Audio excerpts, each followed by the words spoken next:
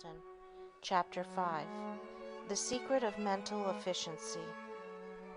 You are called upon to master and conserve the innate energies of your mind. This means you must 1. Find out where these energies are stored, and 2. Learn the conditions that determine their activity. All past experiences are conserved within us in the form of complexes. These complexes consist of ideas, emotions, and impulses to muscular activity. By the primary law of association, the recall to consciousness of any one of these component elements of a complex brings with it all the rest. For example, the ideas pertaining to any terrifying experience, when recalled to consciousness, bring with them the trembling, the wildly beating heart, the shaking knees, with which they were originally accompanied. The victim of stage fright feels his knees give way and that he is sinking to the floor. His heart beats tumultuously, cold perspiration covers his body, he blushes, his mouth is dry, and his voice sticks in his throat. Afterwards, alone in his room, the memory of that dreadful moment, the thought of another appearance before that audience, will be accompanied by the same physiological effects. Every such bodily movement is an expression of energy. The recall to consciousness of the terrifying experience, the recall of the picture of the assembled audience, these things automatically produce bodily activities. So we must conclude that every idea in memory has associated with it the potential energy necessary for the production of muscular movement.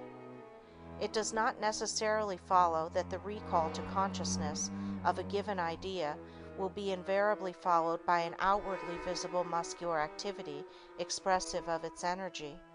Just the mere presence of an idea in consciousness tends to bring about a movement, so the presence of a contrary idea will tend to inhibit it. Try to imagine that you are bending your forefinger. At the same time, hold it straight. Your finger will actually tremble with the dammed up energy of the repressed impulse.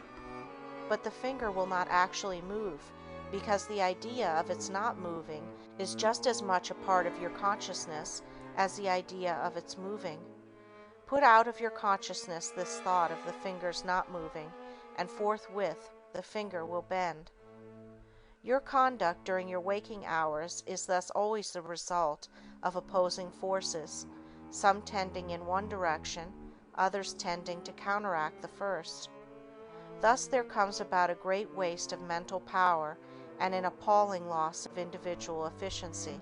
In the language of sport, you are suffering from a lack of mental teamwork.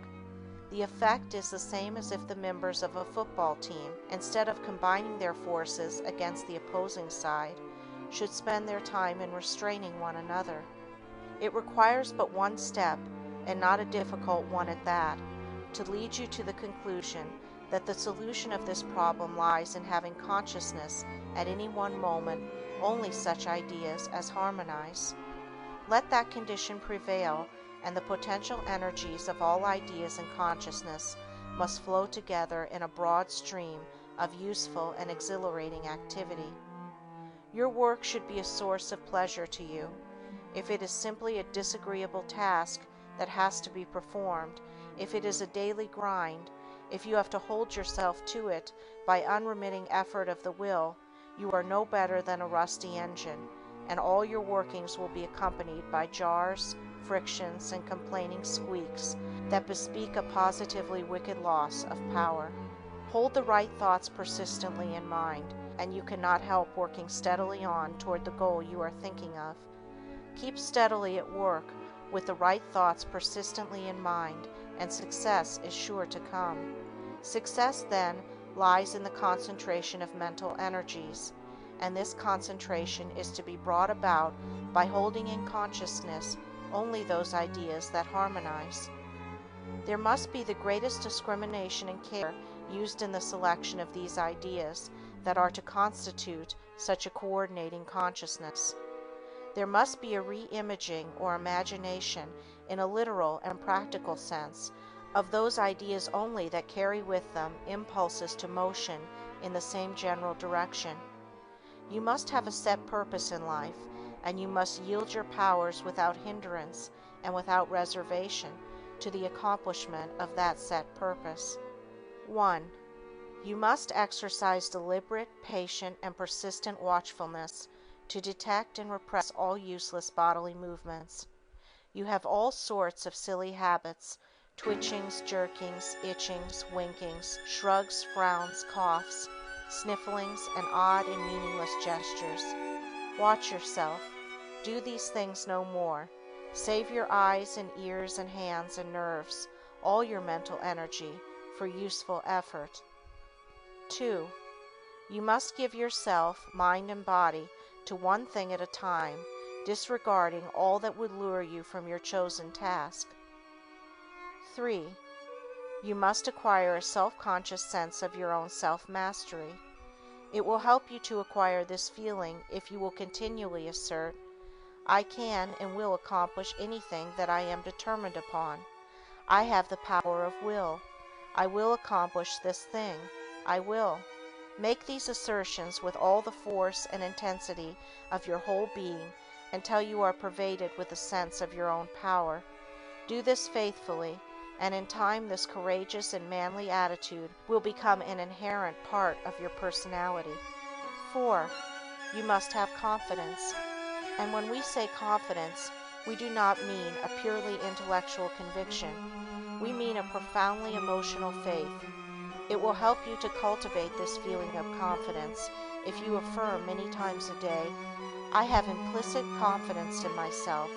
I have perfect faith in my own powers. I am absolute master of myself and of my career. Practice affirmations of this kind persistently, and in time your mind will have permanently acquired the habit of facing the facts of life in the way essential to success.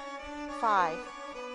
You must exert a favorable influence upon the mental attitude of those about you. This is not so difficult as it would appear. You cannot yourself acquire willpower, confidence, and courage without impressing others with your possession of these qualities. Personalities are revealed one to another by faint and suggestive activities, all unconsciously perceived. Your concentration of energy will inspire others. You will radiate an atmosphere of success. You will subtly influence your associates. You will be a force to reckon with, and the world will know it. Your air of success will draw others to you, will bring business and goodwill, and men and money will seek a share in your enterprise. Master your mental energies, train them, concentrate them. Thus only may you win riches with honor. Thus broadly put, there is, or perhaps it would be more accurate to say, there seems to be, nothing startlingly new about this proposition. The world has always realized that singleness of purpose, concentration of effort, is essential to success. But in the past the world has possessed no formula by which these qualities might be acquired. Men have endeavored to create in themselves the necessary qualities for success, having no knowledge of the mental elements that went into their composition. They have tried to run the mental engine, knowing nothing of its mechanism. Some few have been lucky, but the path has been strewn with 1,000 failures to one that passed on to success.